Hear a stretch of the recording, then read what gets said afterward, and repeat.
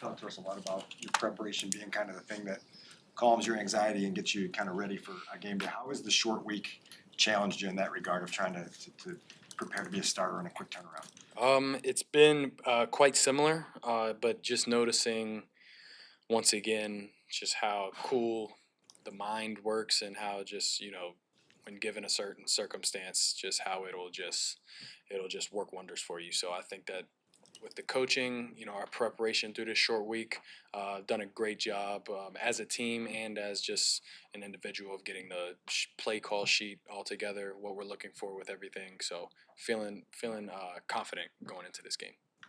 Well, what's the biggest thing you were looking to do better this week? Looking back to the prior three.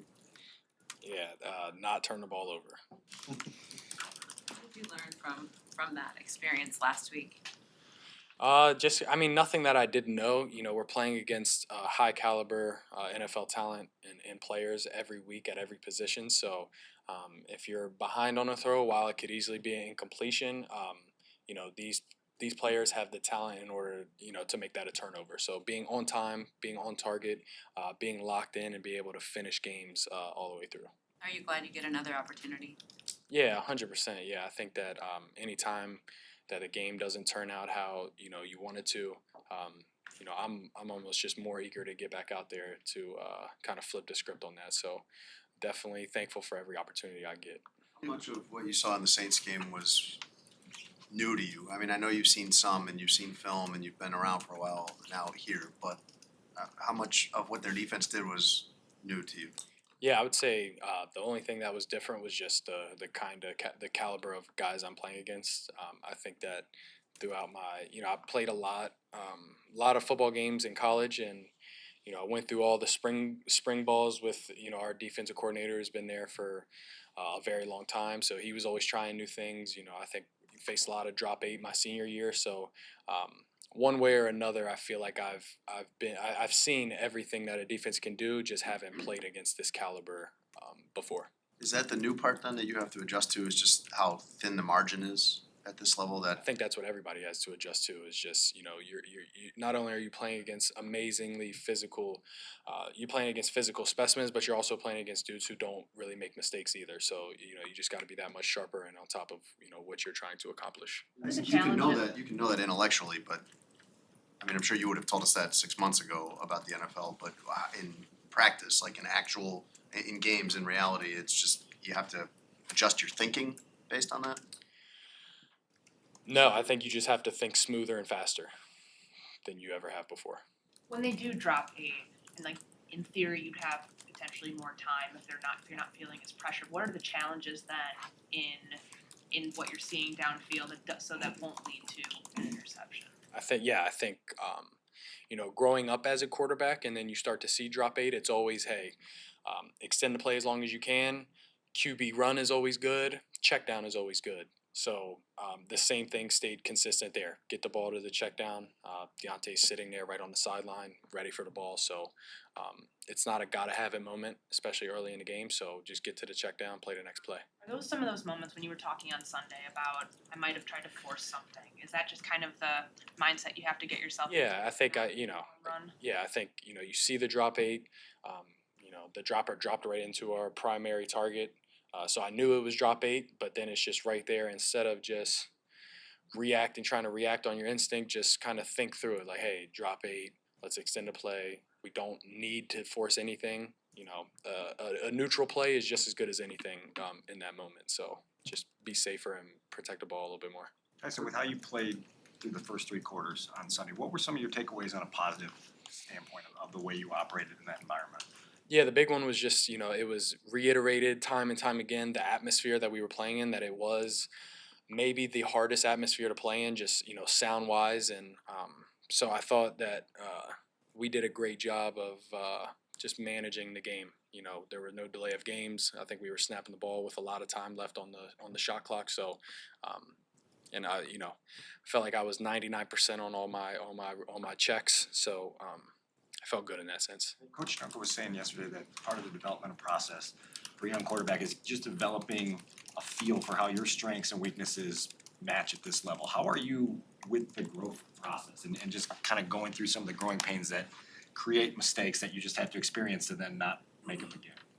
Yeah, I think it's. I mean, I think it's going. I think everything is going great. I think aside from obviously the ugly parts with turning the ball over, never want to do that. But as far as like the growth is concerned, I feel like this opportunity has allowed me the chance to grow at an extremely rapid pace. So I've been super grateful for that, and I think that me along with some of the coaches I'm with every day have kind of noticed like little things that I'm able to adjust to that I maybe wouldn't have been 4 or 5 weeks ago.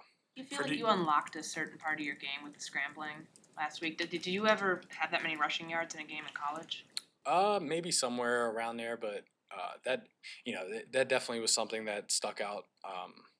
But I mean, like I said before, I don't want to put myself into any one grouping of the type of quarterback that I am. I don't think of myself as a pocket passer. I don't think of myself as dual threat. I just think about the play I get and trying to extract the most amount of positive effect from that play as I possibly can. So if that means running, if that means throwing, whatever I got to do in order to put us in the best position to win. For It does, DJ, but it it's does obviously feel like somebody. I mean, you don't do it all that often, but you knew when to slide. Your instincts were there. I mean, that's got to be something you take away as a positive. I mean, some guys get out there and they run, and then they get their head, Yeah. cut off. Like these don't know what they're doing. Yeah, I mean, yeah, never as good as you think. It's never as bad as you think. It's always probably somewhere in the middle. So I think that when you throw 3 picks, you're leaving the field pretty disgusted with yourself.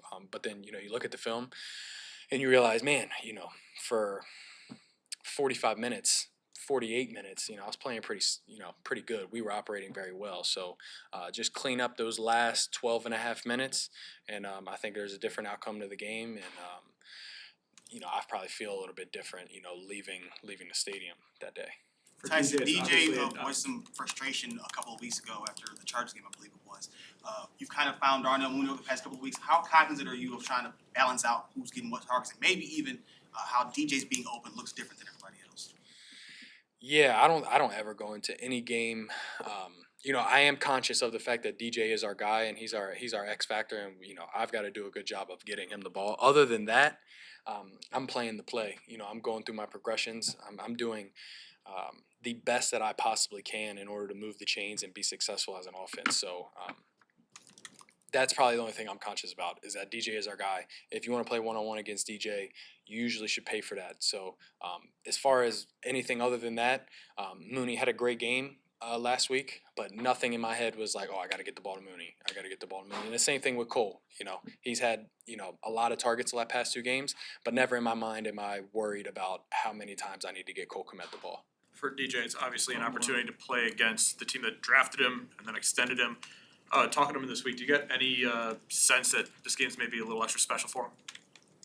No, I think he's a very competitive guy. So I think for him, he wants to win equally as much every time we touch the field. Every time he touches the ball, he wants to score. Every time we're on the field as a team, he wants to win. And I think that's pretty consistent with everybody in the building. So same mentality going into this one as every single other one. Tyson, on that first touchdown to Cole, what gives you the vision to make that throw, and what's your brain telling you in that moment about? Yeah, that was kind of the specialty part of that play.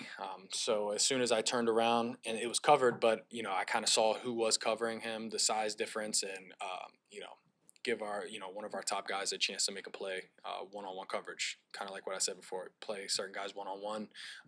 That's win for the Bears. So give our guy a chance, and he made a great play. That's So something. when you look back, you see you've got a 9-inch, 60-pound advantage there. Like that's when you notice that when you turn back, or is it pre-snap that that Cole's going to get that? Well, I mean, it was a long developing play, so couldn't have done it pre-snap. But kind of when I flipped my hips, I knew there was pressure in my face. Saw the DB that was covering him, and was just a calculated risk of giving our guy a chance.